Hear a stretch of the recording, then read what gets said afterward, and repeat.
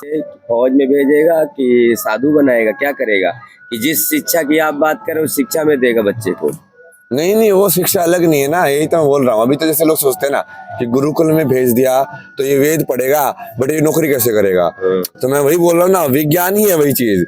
तो तुम उस चीज को समझोगे तो तुम नौकरी में भी तो बढ़िया हो जाओगे। तो वो अलग अलग है ही नहीं जो चीज कि प्रैक्टिकल चीज अलग एजुकेशन है और आध्यात्मिकता की अलग एजुकेशन है, वो अलग अलग नहीं होगी, एक ही होगा। लेकिन आज जो मानसिकता है कि जो संस्कृत पढ़ेगा तो कहीं ऐसा ना हो कि आपकी तरह बाबा हमारी तरह बाबा हो जाए।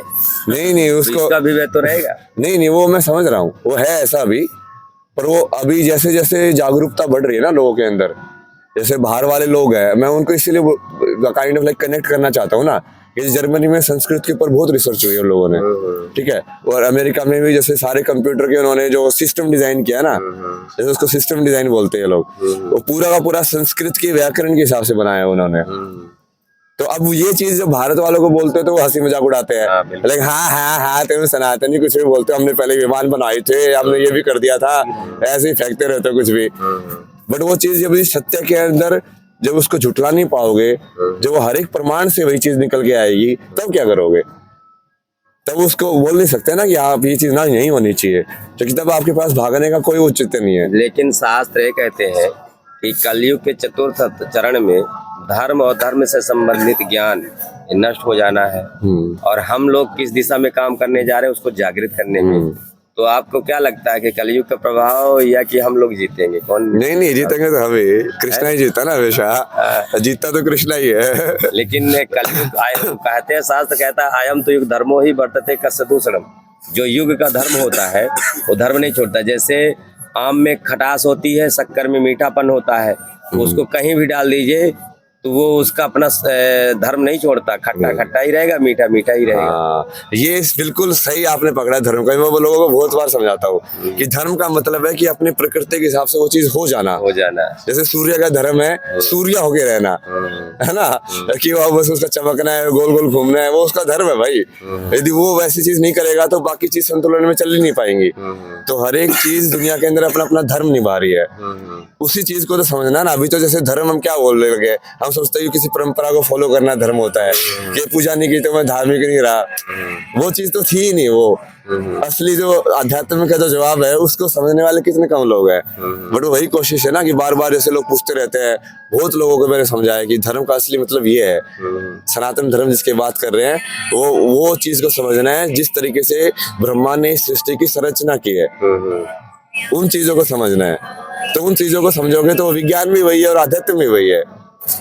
लेकिन हम आप ये बताइए, जैसे एक गार्जियन अपने बच्चे को जैसे अच्छा एजुकेटेड कर दिया, जो आज की शिक्षा पद्धति है, ठीक है, अब उस जनरेशन को अपन इस आध्यात्म में कैसे लाएंगे? बहुत कठिन काम है। जो आदमी आध्यात्म में नहीं लाना, आध्यात्म और विज्ञान को एक कर देना है ताकि वो अलग अलग रहे ही ना। लेकिन जो पीछे युवा उस चीज को पढ़ चुका है तो वो कैसे उससे वंचित हो? उसको कनेक्ट करा देंगे कि तू अभी तक ये पढ़ा है, लेकिन इससे आगे आगे यदि इसको ऐसे ऐसे कनेक्ट करेगा तो तेरा भी यही आध्यात्म वाला वो बात जो तूने पढ़ी है वो सेम ही है। लेकिन वो कैसे फील करेगा? हर व्यक्ति की क्षमता नहीं है कि आपकी तरह उसको फील कर जाएगा। चलिए बाबा जी, ठीक है, वो नहीं भी कर पाएगा, वो तो कर्म है ना सबका। कुछ पूछ रहे हैं? पूछ अब ये रहे कि हमारा सौभाग्य है कि दो महाराज, दो गुरु हमारे साथ बैठे हुए हैं, और हम इस समय प्रयागराज में है, जो महाकुंभ का आगाज हो चुका है। संगम नगरी के तट पर माँ गंगा के किनारे आप भी बैठे हुए हैं, मठ लगा हुआ है, शिष्यों का आना जाना होना है, महाराज जी भी हैं। कोई IITN बाबा बोलते हैं, कोई बोलता है कुछ और, कोई यूरोस्पेस की बात करता है, लेकिन ये कल की बाबा है। अब सवाल ये है कि हम इस महामंथन में हैं, इस महाकुंभ में हैं। महाकुंभ सनातन का महाकुंभ है, धर्म का महाकुंभ है, सत्य का महाकुंभ है, और शिव के हर कोई उपासक है। एक शक्ति की तलाश में हम यहाँ बैठे हुए हैं। बाबा जी, आपको क्या लगता है कि वो शक्ति की तलाश हम कितने शिद्दत के साथ कर रहे हैं? कैसे हम अपने आप को बदल रहे हैं? कैसे हम तलाश रहे हैं उसको? देखिए क्या है कि जैसे हम इसको प्रचलन में कुंभ जानते हैं। हाँ। कुंभ का महत्व कोई नहीं जानता। हाँ। कुंभ के भूमि में नहीं है। हाँ। हम साधना की भूमि में है, और साधना मतलब किसी शक्ति की उपासना। शक्ति की उपासना शक्ति की गोद में ही हो सकती है। जैसे माँ का प्रेम केवल माँ की गोद ही महसूस करा सकती। पिता भले अबोध बच्चा होता पर वो जान जाता है कि हम माँ के गोद में है कि पिता के गोद में है। ठीक है, तो शक्ति की उपासना केवल माँ के गोद में, शक्ति की ही गोद में हो सकती है। तो ये साधन, ये जो कुंभ का वातावरण चल रहा है ना, प्रदर्शन चल रहा है, ये कुंभ उस प्रकार से नहीं। पहले का जो कुंभ होता था तो बड़े बड़े साधु संत एक गोद में बैठ के एक छत्र के नीचे साधना करते थे, शक्ति को जागृत करते थे, प्राप्त करते थे, माँ से उपासना करते थे। जितना आडंबर देखने को मिल रहा है, ये चमत्कार देखने को मिले, चमचमाने, तो ये कि ये जनता को प्रलोभन या प्रफुल्लित या पिकनिक ऐसे स्थल की तरह प्रदर्शित। इसको आप आडंबर मानते हैं? आडंबर नहीं कह सकते हैं, लेकिन जो व्यवस्थाएं चल रही हैं, तो कहीं ना कहीं साधना को बाधित करने की व्यवस्था है। मतलब सिद्धियों के बीच में नहीं अटकना चाहिए ना। सिद्धियों में जो अटक गया वो फिर वो शून्य तक नहीं पहुंच पाता है। तो यदि तुम किसी की सिद्धि देख के ही इम्प्रेस हो गया कि हाँ इसको ऐसा करना आता है, ये कर सकता है, तो वो फिर तो कर सकता है ना। वो नहीं करने वाली स्टेज पे नहीं पहुंचा ना, नहीं करने वाली स्टेज पे आएंगे ना शिव। तो क्या शिव के उपासक, शिव की भक्ति शून्य तक पहुंचना है? और उस शून्य को कैसे डिफाइन करेंगे? शून्य क्या है? जिस शून्य की बात हर कोई करता है, कल की महाराज करते हैं। नहीं, वो तो बहुत बार हो गया ना डेफिनेशन, इसको बंद ही करते हैं ना, अभी हो गया ना। चलिए, कोई शिक्षा के ऊपर बात करे तो बेटर थी ना वो। हाँ, शिक्षा के देखिए, जैसे आपने शून्य कहा, शून्य शरीर के अंदर है। जैसे जब महाराज जी ने जैसे कहा कि अब हम तो महाराज ही कहेंगे, क्योंकि भगवान का उपासक महाराज ही होता है। ठीक है, वो किसी भी वेश में किसी में हो, दुनिया क्या कहती है उससे फर्क नहीं पड़ता है। अपने सिद्धांत, जैसे कोई भी वस्तु अपना धर्म नहीं छोड़ती है, ऐसे ही हमें अपना धर्म नहीं छोड़ना चाहिए। कौन क्या कह रहा है उससे कोई फर्क नहीं पड़ता। हम जिस रास्ते पे चल रहे हैं, जिसकी प्राप्ति की बात कर रहे हैं, तो वो उसकी प्राप्ति शून्य, जैसे आपने कहा शून्य शरीर के अंदर ही। जैसे अब शरीर के अंदर 7 चक्र हैं, जिनको आप यूट्यूब वगैरह बहुत से सोशल मीडिया में वो चल भी रही, लोग उनको ध्यान नहीं देते, लेकिन कहीं ना कहीं वो 101% सत्य चीजें बनी हुई है। लेकिन उस तरफ जाना, उसको फील करना। हमारे जो 7 चक्र हैं, मूलाधार जो चक्र है, मूलाधार में शून्य होता है, जहाँ से हम मल त्याग करते हैं। शरीर के अंदर वो शून्य है। जब वो चक्र जागृत होता है तो मूलाधार में गुदा स्थान में चारों तरफ हल्का हल्का तेज होता है। प्राण के जो शरीर की जो संरचना है और शरीर का जो एनर्जी है, उसी मूलाधार, वो घड़े की तरह होता है। शरीर की जो एनर्जी उसी मूलाधार में बसी रहती है, मतलब जाके गड़ी रहती है। जब हम किसी तंत्र की, जैसे महाराज ने कहा तंत्र की व्यवस्था, तो तंत्र शरीर में, क्योंकि उन्होंने फील किया है उस चीज को, तो लोगों को जब बताएंगे, जो जानता नहीं तो इसका पागल है। इसलिए क्योंकि उससे बहुत दूर की चीज है, बहुत दूर की चीज है।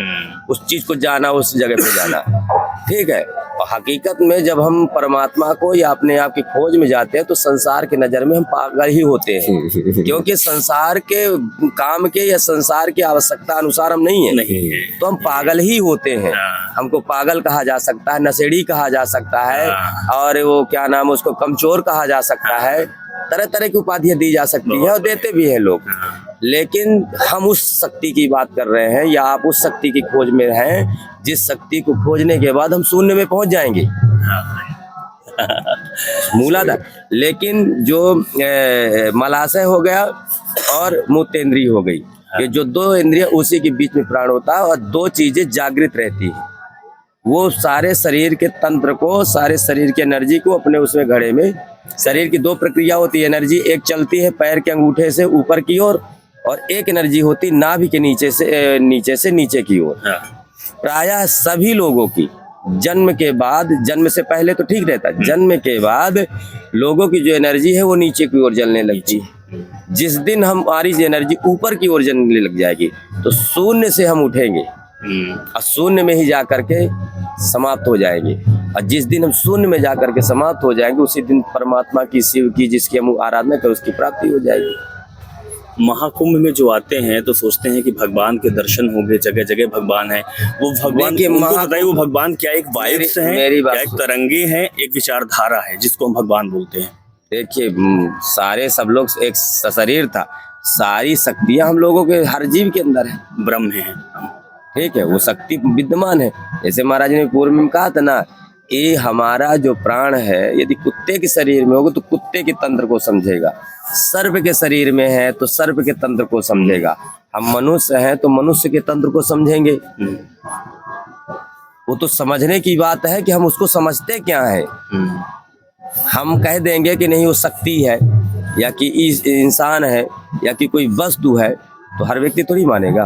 वो हमारी समझ के अनुसार है कि हम उसको शक्ति मान ले, ब्रह्म मान ले, शिव मान ले, कृष्ण मान ले, राम मान ले, वो हमारी समझ और पसंद के ऊपर है। बाबा जी कुछ आपकी जिज्ञासा जो महाराज से आप चाहते हैं? नहीं ये सही था, ये शिक्षा के ऊपर ही हम बात कर रहे थे। देखिए अपन जो मेन जो बातचीत थी, देखिए कोई प्रचार अभी प्रसार का ज्यादा माध्यम करना भी होगा। नहीं है ना, तबीयत खराब होती है ना।